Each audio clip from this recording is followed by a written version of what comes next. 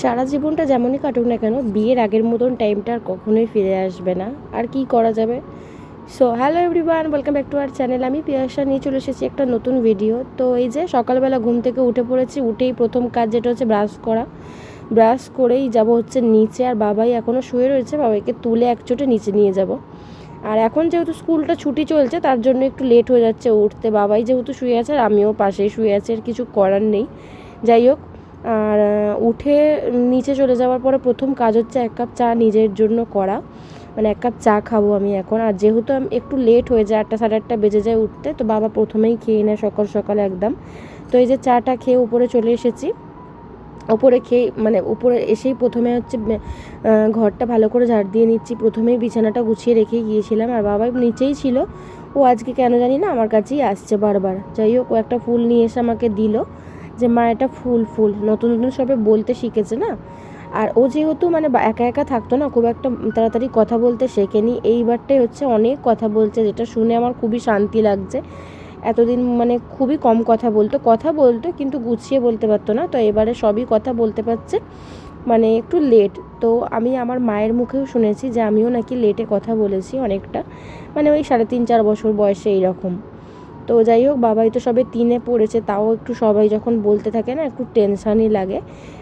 ও কিন্তু ছোটোবেলা থেকে কথায় বলতো, মানে আসলে ও উড়িয়া ভাষা শুনতো, আবার বাংলা ভাষাও শুনতো না। ও ঠিক বুঝতে পারতো না যে কোন ভাষায় কথা বলবে। তো মাঝে মাঝে উড়িয়াতেও বলতো, আবার বাংলাতেও, মানে সবই বুঝতো, বাংলার কথা সবই বুঝতে পারতো। তো বললাম না আজকে বৃহস্পতিবার, বাবাই সকাল থেকেই পেছনে এরকম করছে। যেহেতু বৃহস্পতিবার, উপর থেকে নিচ পুরো আজকে ঝাড়ু দিয়ে পোছা হয়।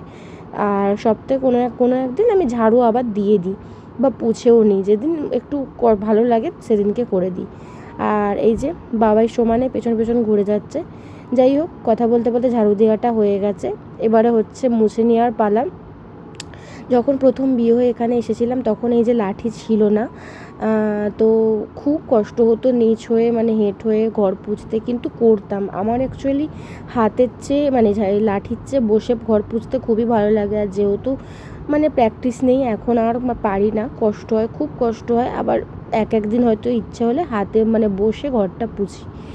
আর তারপরে যখন এবারে আগের বারে আসার পরে দেখি একটা লাঠি আর মানে নেওয়া হয়েছে। তো এই যে লাঠিতে পরিষ্কার করে মোছা যায়। তো লাঠিতে হলে কি হয় জানো তো, তাড়াতাড়ি হয়ে যায়, খুব তাড়াতাড়ি হয়ে যায়। তো এই যে ঘরটার পুছে এবার স্নান করে নেবো। আর এত পরিমাণে গরম পড়েছে না, বলে বোঝানো যাবে না।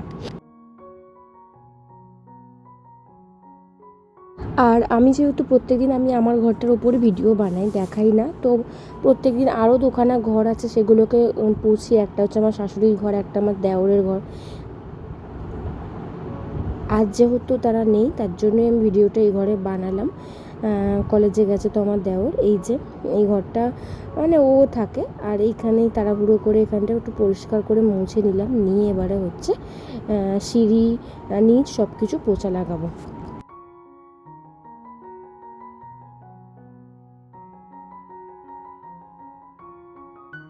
বিয়ের আগে যেতে পারবো না বলতে কি বলো তো, এটা এই যে বিয়ের আগে যেমন বাড়িতে আমরা স্বাধীনতাভাবে থাকতে পারতাম, বা কোনো কাজ করতে হতো না, বা কোনো কিছু নিয়ে টেনশন হতো না, কিন্তু এখন সেরকম করলে তো আর চলে না না। প্রত্যেকটা জিনিস ভাবতে হয়, করতে হয়, ভেবে ভেবে কাজ করতে হয়। আর মানে বসে থাকার তো কোনো কথাই হয় না।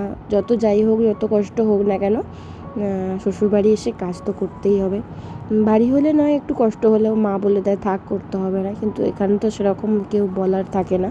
যাই হোক, কথা বলতে বলতে স্নান দান করে চলে এসেছি। আর এই যে গরমেও না, স্নান করেও মনে হচ্ছে না যে স্নান করেছি, মানে গরমে পুরো সব ঘামে ভিজে, মানে একটা মানে ছন্ন ছড়ার মতন অবস্থা হয়ে যাচ্ছে। জানি না কবে এই পচা গরমটা যাবে, কিন্তু তারপরে একটু সানস্ক্রিন লাগিয়ে নিচ্ছি। এটা বেশিক্ষণের জন্য না, খানিকটা পরেই এটা গলে যাবে। যাই হোক, এবারে যাব হচ্ছে বাবাইয়ের কাছে নিচে। আর ওকে গিয়ে স্নান করাবো।